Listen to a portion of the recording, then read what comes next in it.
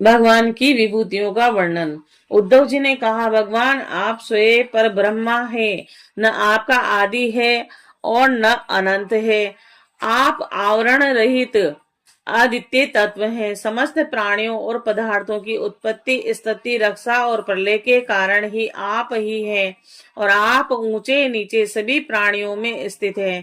परंतु जिन लोगों ने अपने मन और इंद्रियों को वश में नहीं किया है, वे आपको नहीं जान सकते। आपकी यथोचित उपासना तो ब्रह्मवेता पुरुष ही करते हैं।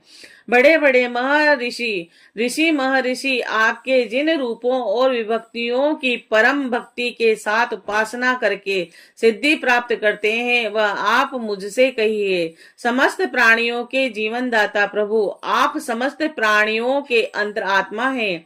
आप अपने उसमें अपने को गुप्त रख कर लीला करते हैं। आप तो सबको देखते हैं, परंतु जगत के प्राणी आपकी माया से ऐसे मोहित हो रहे हैं कि वे आपको नहीं देख पाते। अचिंत्य ऐश्वर्य संपन्न प्रभु, पृथ्वी स्वर्ग पाताल तथा दिशा विदिशा में आपके प्रभाव से युक्त जो जो भी विभूतियां हैं, आप कृपा करके मुझसे उनका वर्णन कीजिए। प्रभु, मैं आपके उन चरण कमलों की वंदना करता हूँ जो समस्त तीर्थों को भी तीर्थ बनाने वाला है।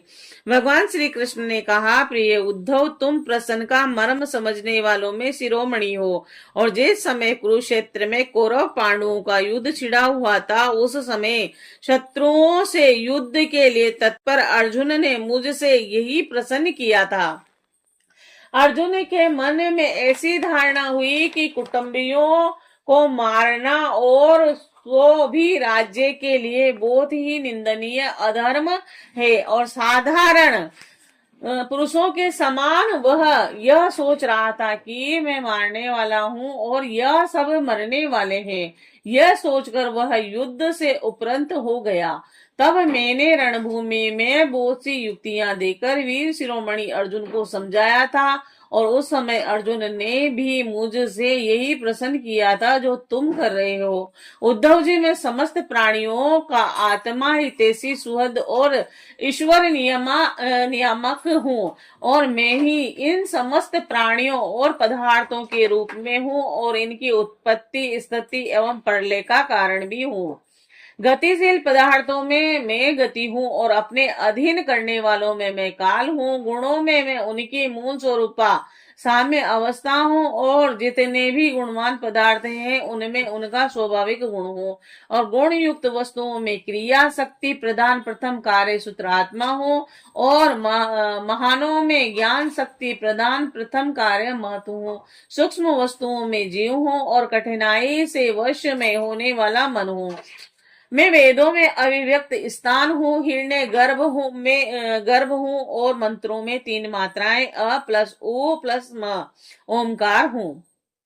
मैं अक्षरों में आकार, छंदों में त्रिपदा गायत्री हूँ। समस्त देवताओं में इंद्र, 8 वसुओं में अग्नि, द्वादश आदित्यों में विष्णु और 11 रुद्रों में नील लोहिम नाम का रुद्र हूँ। और मैं महर्षियों में भृगु, राज ऋषियों में मनु और देव ऋषियों में नारद, गवों में कामधेनु हूँ और मैं सिद्धेश्वरों में कपिल, पक्षियों में गरुड़ और प्रजापतियों में दक्ष प्रजापति और पितरों में आर्यमा हूँ। प्रिय उद्धव, में दैत्यों में दैत्यराज प्रहलाद और नक्षत्रों में चंद्रमा, औषधियों में सोमरस एवं यक्ष राक्षसों में कुबेर हूँ। ऐसा समझो मैं गजराजों में एरावत हूँ और जल निवासियों में उनका प्रभु तरुण हूँ। तपने में चमकने में वालों में मैं सूर्य और तथा मनुष्यों में राजा हूँ। मैं घोड़ों में उच्च सर्वा, धातुओं में सोना, दंडधारियों में यम और सर्पों में वासुकी हूँ। निष्पाप उद्धव जी, में नागराजों में शेषनाग, सिंह और दाढ़ वाले प्राणियों में उनका राजा सिंह, आश्रमों में सन्यासी, संन्यास और ब्राह्मणों में ब्राह्मण हूँ। मैं तीर्थ और नदियों में, गंगा जलाशयों में, समुद्र, अस्त्र शस्त्रों में, धनुष और धनुधरों में त्रिपुरारी शंकर हूँ। मैं निवास स्थानों में सुमेरु, दुर्गम स्थानों में हिमालय और वनस्पतियों में पीपल, और धान्यों में मैं जो हूँ, और मैं पुरोहितों में वशिष्ठ, देवताओं में बृहस्पति और समस्त सेनापतियों में स्वामी कार्तिकेय हूँ, और सन्मार्ग प्रवर्तकों में मैं भगवान ब्रह्मा हूँ। पंच महायज्ञों में मैं ब्रह्म यज्ञ, स्वाध्याय यज्ञ हूँ, और व्रतों में अहिंसा व्रत और शुद्ध करने वाले पदार्थों में नित्य शुद्ध वायु, अग्नि, सूर्य, जल, वाणी एवं आत्मा हूँ। 8 प्रकार के योगों में मैं मनो निरोध स्वरूप समाधि हूँ, और विजय के इच्छुकों में रहने वाला मैं मंत्र हूँ। नीति बल हूँ, कौशलों में आत्मा और अनात्मा का विवेक रूप कौशल, तथा ख्यातिवादियों में मैं विकल्प हूँ। मैं स्त्रियों में मनु पत्नी शत्रुपा, पुरुषों में स्वयंभू मनु, और मुनीश्वरों में नारायण, ब्रह्मचारियों में सनत कुमार हूँ। मैं धर्मों में कर्म संन्यास अथवा ऐष्णात्रय के त्याग द्वारा संपूर्ण प्राणियों के अभेदान स्वरूप सच्चा सन्यासी हूँ, और अभय के साधनों में आत्म स्वरूप का अनुसंधान हूँ। अभिप्राय गोपन के साधनों में मधुर वचन एवं मौन हूँ। स्त्री पुरुषों के जोड़े में प्रजापति हूँ, और जिनके शरीर के 2 भागों से पुरुष और स्त्री का पहला जोड़ा पैदा हुआ, सदा सावधान रहकर जागने वालों में मैं सर स्वरूप काल में ही हूँ, और ऋतुओं में बसंत, महीनों में मार्गशीर्ष और नक्षत्रों में अभिजीत मुहूर्त हूँ। मैं युगों में सतयुग और विवेकियों में महर्षि देवल और असित व्यासों में श्री कृष्ण देव पायन व्यास और कवियों में मनस्वी शुक्राचार्य हूँ। सृष्टि की उत्पत्ति, लय, प्राणियों के जन्म और मृत्यु तथा विद्या और अविद्या के जानने वाले भगवानों में विशिष्ट महापुरुषों में मैं वासुदेव हूँ, और मेरे प्रेमी भक्तों में तुम उद्धव, और किम पुरुषों में हनुमान, विद्याधरों में सुदर्शन, जिसने अजगर के रूप में नंद बाबा को ग्रस लिया था और फिर भगवान के पारदर्श से मुक्त हो गया था, मैं हूँ। और रत्नों में पराग, लाल सुंदर वस्तुओं में चमकीली कली, और तृणों में मैं कुश, और हवियों में गाय का घी हूँ। मैं व्यापारियों में रहने वाली लक्ष्मी, छल कपट करने वालों में दूध कीड़ा, और तितिक्षुओं में की तितिक्षा, कष्ट सहिष्णुता और सात्विक पुरुषों में रहने वाला सद्गुण हूँ। मैं ही बलवानों में उत्साह, पराक्रम तथा भगवतों में भक्ति युक्त निष्काम कर्म हूँ, और वैष्णवों की पूजे वासुदेव, संकर्षण, प्रद्युम्न, अनिरुद्ध, नारायण, हयग्रीव और वराह, नरसिंह और ब्रह्मा, इन 9 मूर्तियों में पहली एवं श्रेष्ठ मूर्ति वासुदेव हूँ। मैं गंधर्वों में विश्रावसु और अप्सराओं में ब्रह्मा जी के दरबार की अप्सरा पूर्व चिति हूँ, और पर्वतों में स्थिरता, पृथ्वी में शुद्ध अविकारी गंध में ही हूँ। मैं जल में रस, तेजस्वियों में परम तेजस्वी, अग्नि, सूर्य, चंद्र और तारों में प्रभा तथा आकाश में उसका एकमात्र गुण शब्द हूँ। उद्धव जी, मैं ब्राह्मण भक्तों में, बलि वीरों में, अर्जुन प्राणियों में उनकी उत्पत्ति, स्थिति और प्रलय हूँ। मैं ही पैरों में चलने की शक्ति, वाणी में बोलने की शक्ति और वायु में मल त्यागने की शक्ति, हाथों में पकड़ने की शक्ति और जनेन्द्रियों में आनंदोपभोग की शक्ति हूँ, और त्वचा में स्पर्श की, नेत्रों में दर्शन की, रसना में स्वाद की, कानों में श्रवण की, नासिका में सूंघने की, समस्त इंद्रियों की इंद्रिय शक्ति में ही हूँ। और पृथ्वी, वायु, आकाश, जल, तेज, अहंकार, महत्व, पंच महाभूत, जीव, अव्यक्त, प्रकृति, सत्व, रज, तम और उनमें परे रहने वाला ब्रह्मा, ये सब मैं ही हूँ। इन तत्वों की गणना लक्षणों के द्वारा उनका ज्ञान तथा तत्व ज्ञान रूप उसका फल भी मैं ही हूँ। मैं ही ईश्वर हूँ, मैं ही जीव हूँ, मैं ही गुण हूँ और मैं ही गुणी हूँ, और मैं ही सबका आत्मा हूँ, और मैं ही सब कुछ हूँ। मेरे अतिरिक्त और कोई भी पदार्थ कहीं भी कभी भी नहीं है। यदि मैं गिनने लगूं तो किसी समय परमाणुओं की गणना तो कर सकता हूँ, परंतु अपनी विभूतियों की गणना नहीं कर सकता, क्योंकि जब मेरे रचे हुए कोटि कोटि ब्रह्मांडों की भी गणना नहीं हो सकती, तब मेरी विभूतियों की गणना तो कैसे कर सकते हैं। ऐसा समझो कि जिसमें भी तेज, श्री कीर्ति, ऐश्वर्य, लज्जा, त्याग, सौंदर्य, सौभाग्य, पराक्रम, तितिक्षा और विज्ञान आदि श्रेष्ठ गुण है, वह मेरा ही अंश है। उद्धव जी, मैंने तुम्हारे प्रश्न के अनुसार संक्षेप से विभूतियों का वर्णन किया। यह सब परमार्थ वस्तु नहीं है, मनोविकार मात्र है, क्योंकि मन से सोची और वाणी से कही हुई कोई भी वस्तु परमार्थ वास्तविक नहीं होती और उसकी एक कल्पना ही होती है।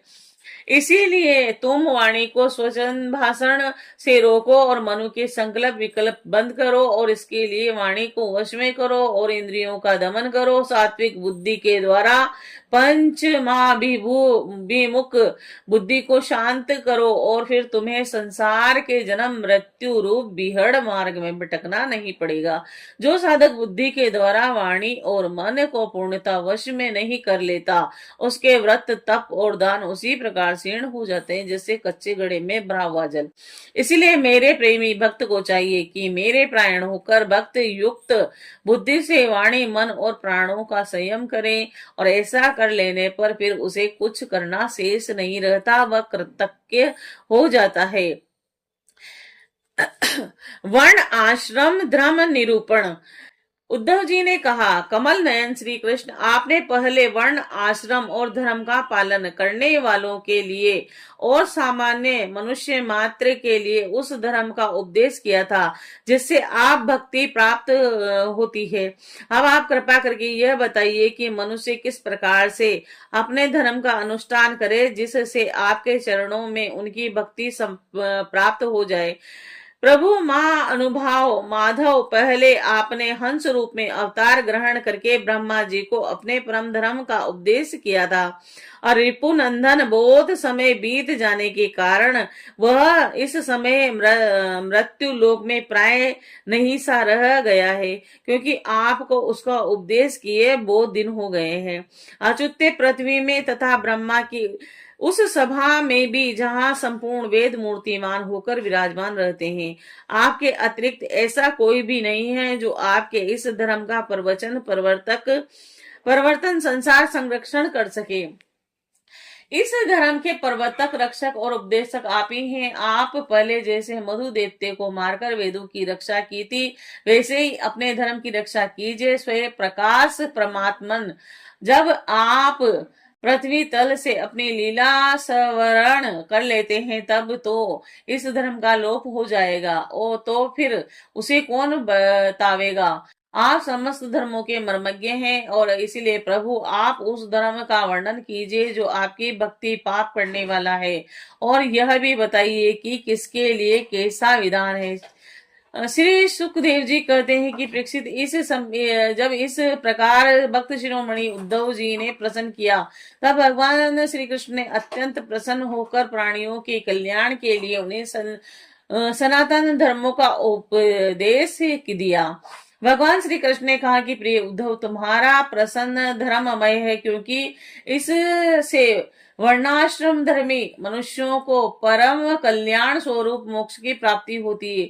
अतः मैं तुम्हें उन धर्मों का उपदेश करता हूँ, सावधान होकर सुनो। जिस समय इस कल्प का प्रारंभ हुआ था और पहला सतयुग चल रहा था, उस समय सभी मनुष्य का हंस नाम का एक ही वर्ण था, और उस युग में सब लोग जन्म से ही कृतज्ञ हो रोते थे, और इसीलिए उनका नाम कृतयुग भी है। और उस समय केवल प्रणव ही वेद था, और तपस्या, सोच, दया, सत्य स्वरूप चार चरणों में युक्त में ही वृक्ष भरु रूपधारी धर्म था। उस समय के निष्पाप एवं परम तपस्वी भजन मुझ अंश रूप स्वरूप शुद्ध परमात्मा की उपासना करते थे। और परम भाग्यवान उद्धव सतयुग के बाद त्रेता का आरंभ होने पर मेरे हृदय से श्वास प्रवास के द्वारा ऋग्वेद सामवेद और यजुर्वेद त्रिविद्या प्रकट हुई। और त्रिविद्या से होता है अधर्य और उद्गाता और के कर्म रूप 3 वेदों वाले यज्ञ के रूप में मैं प्रकट हुआ।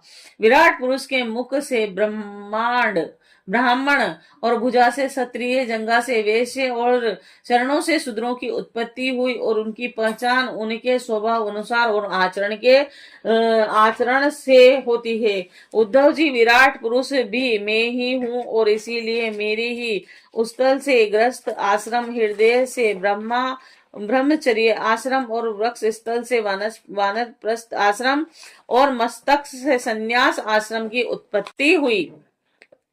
इन वर्णों और आश्रमों के पुरुषों के स्वभाव भी उनके जन्म स्थानों के अनुसार उत्तम है, मध्यम और अधम हो गए। अर्थात उत्तम स्थान में उत्पन्न होने वाले वर्ण और आश्रमों के स्वभाव उत्तम और अधम स्थानों में उत्पन्न होने वाले के अधम हुए। शम, दम, तपस्या, पवित्रता, संतोष, क्षमाशीलता, सीधापन, मेरी भक्ति, दया और सत्य, यह ब्राह्मण वर्ण के स्वभाव हैं। और तेज, बल, धैर्य, वीरता और सहनशीलता, उद्धारता, उद्योगशीलता और स्थिरता ब्राह्मण भक्ति और ऐश्वर्य ये क्षत्रिय वर्ण के स्वभाव है। और आस्तिकता, दानशीलता, दम्भहीनता, ब्राह्मणों की सेवा करना, धन संचय से संतुष्ट न होना ये वैश्य वर्ण के स्वभाव है। ब्राह्मण, गो और देवताओं की निष्कपट भाव से सेवा करना और उसी से जो कुछ मिल जाए उससे संतुष्ट रहना ये शूद्र वर्ण के स्वभाव है।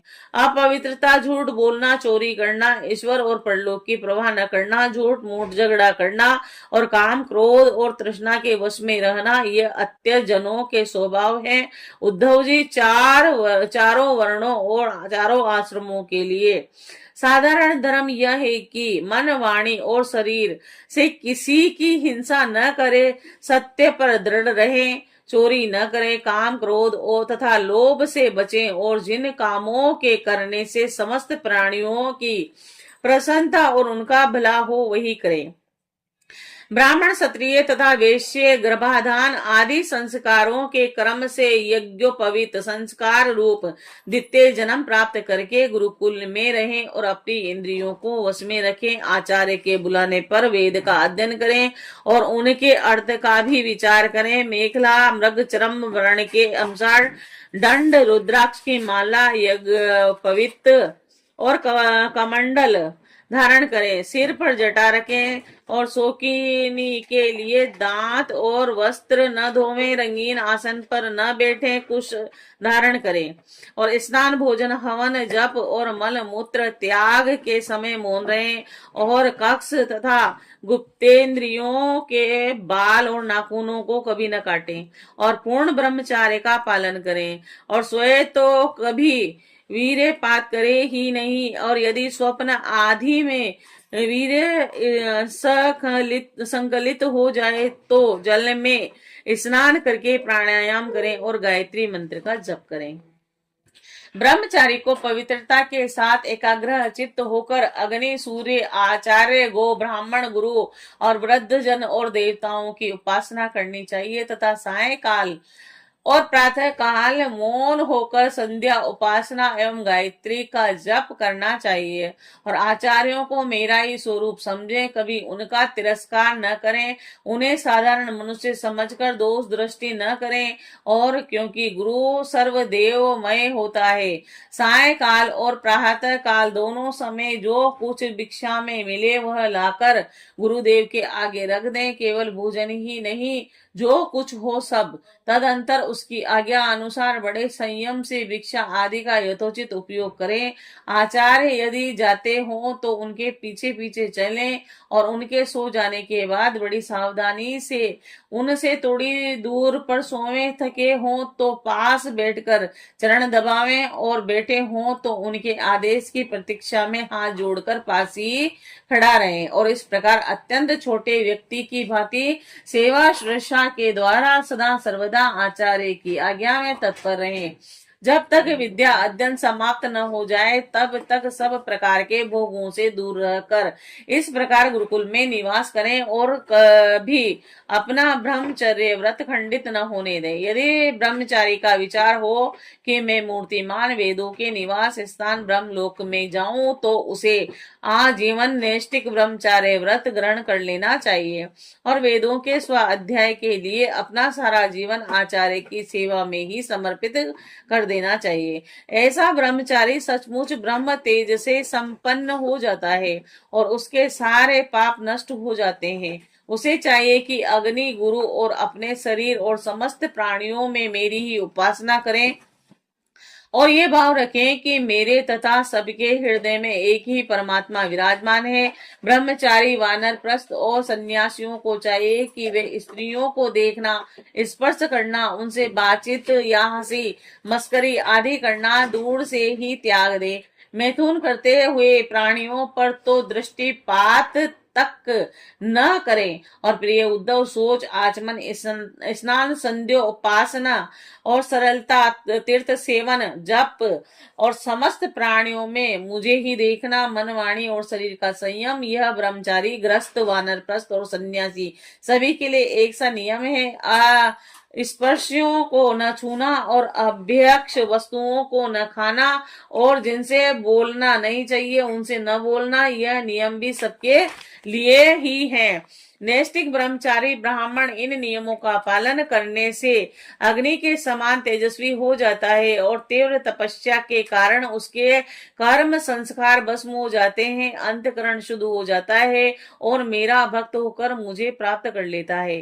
प्यारे उद्धव, नैष्ठिक ब्रह्मचार्य ग्रहण करने की इच्छा न हो तो गृहस्थ आश्रम में प्रवेश करना चाहता हो तो विधि पूर्वक वेदा अध्ययन समाप्त करके आचार्य को गुरु दक्षिणा देकर और उनकी अनुमति लेकर समावर्तन संस्कार करावें और स्नातक बनकर ब्रह्मचार्य आश्रम छोड़ दे। ब्रह्मचारी को चाहिए कि ब्रह्मचारी आश्रम के बाद गृहस्थ अथवा वानरप्रस्थ आश्रम में प्रवेश करे। यदि ब्राह्मण हो तो संन्यास भी ले सकता है अथवा उसे चाहिए कि कर्म से एक आश्रम से दूसरे आश्रम में प्रवेश करें, किंतु मेरी आज्ञाकारी भक्त बिना आश्रम के रहकर अथवा विपरीत कर्म से आश्रम परिवर्तन में स्वेच्छाचार में न प्रवृत्त हो। प्रिय उद्धव, यदि ब्रह्मचार्य श्रम के बाद गृहस्थ आश्रम स्वीकार करना हो तो ब्रह्मचारी को चाहिए कि अपने अनुरूप एवं शास्त्रोक्त लक्षणों से संपन्न कुलीन कन्या से विवाह करें।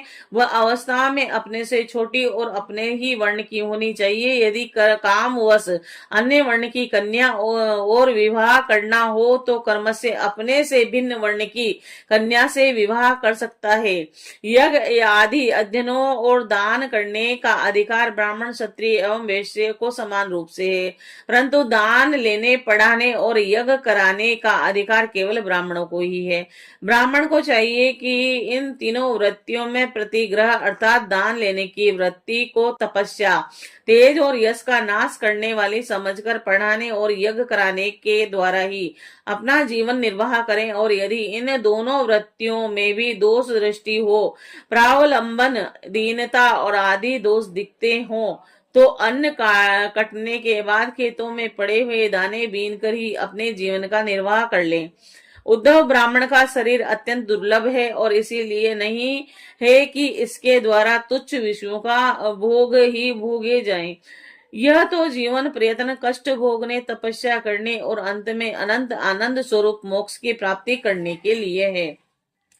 जो ब्राह्मण घर में रहकर अपने महान धर्म का निष्काम भाव से पालन करता है और खेतों में तथा बाजारों में गिरे पड़े दाने चुन कर संतोष पूर्वक जीवन का निर्वाह करता है, साथ ही शरीर, प्राण, अंतकरण और आत्मा मुझे समर्पित कर देता है और कहीं भी अत्यंत आसक्ति नहीं रखता, वह बिना संन्यास लिए भी परम शांति स्वरूप परम पद प्राप्त कर लेता है। जो लोग विपत्ति में पड़े कष्ट पा रहे हैं, मेरे भक्त ब्राह्मणों को विपत्तियों से बचा बचा लेते हैं और उन्हें मैं शीघ्र ही समस्त आपत्तियों से उसी प्रकार बचा लेता हूँ जैसे समुद्र में डूबे हुए प्राणी को नौका बचा लेती है। राजा पिता के समान सारी प्रजा का कष्ट से उद्धार करे और उन्हें बचावे, जैसे गजराज दूसरे गजों की रक्षा करता है और धीर होकर सोए अपने आप से अपना उद्धार करे।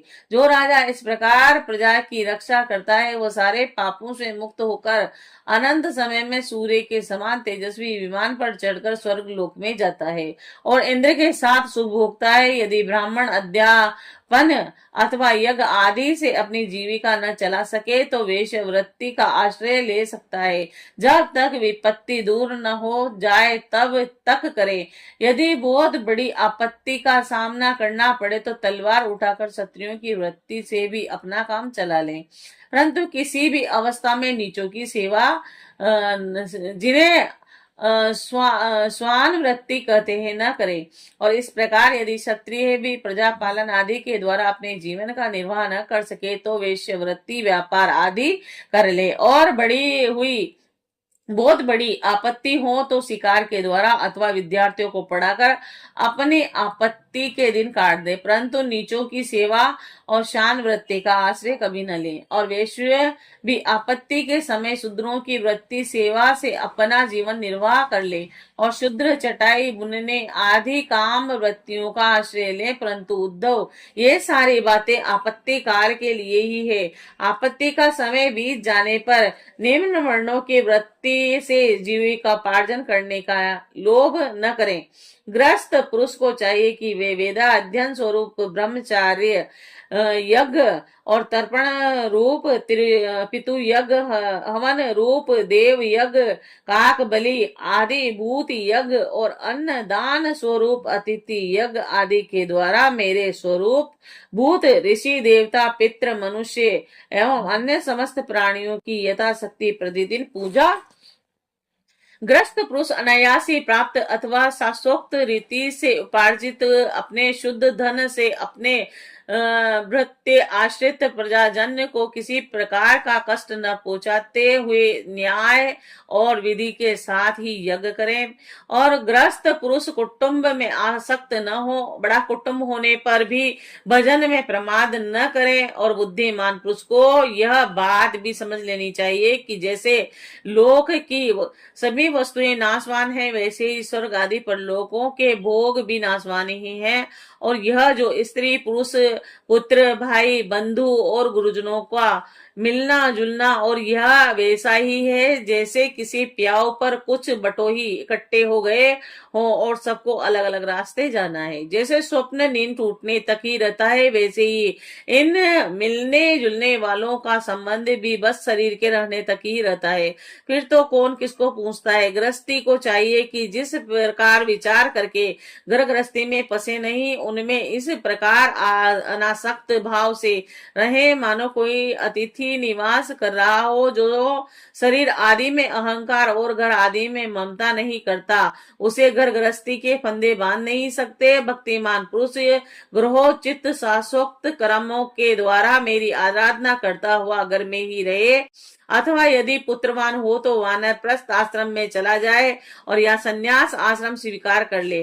प्रिय उद्धव, जो लोग इस प्रकार का ग्रस्त जीवन न बिताकर घर गृहस्थी में ही आसक्त हो जाते हैं, स्त्री पुरुष और धन की कामनाओं में फंसकर हाय हाय करते रहते हैं और मूर्तावश स्त्री लंपट और कृपण होकर मेरे मेरे के फेर में पड़ जाते हैं, वे बन जाते हैं और वे सोचते रहते हैं हाय हाय मेरे माँ बाप बूढ़े हो गए, पत्नी के बाल बच्चे और अभी छोटे हैं, मेरे न रहने पर ये दीन अनाथ दुखी हो जाएंगे, फिर इनका जीवन कैसे रहेगा। इस प्रकार घर गृहस्थी की वासना से जिसका चित्त विक्षिप्त हो जाता है और वह मूढ़ बुद्धि पुरुष विषय भोगों से कभी तृप्त नहीं होता और उन्हीं में उलझकर अपना जीवन खो बैठता है और मरकर घोर तमोमय नरक में जाता है।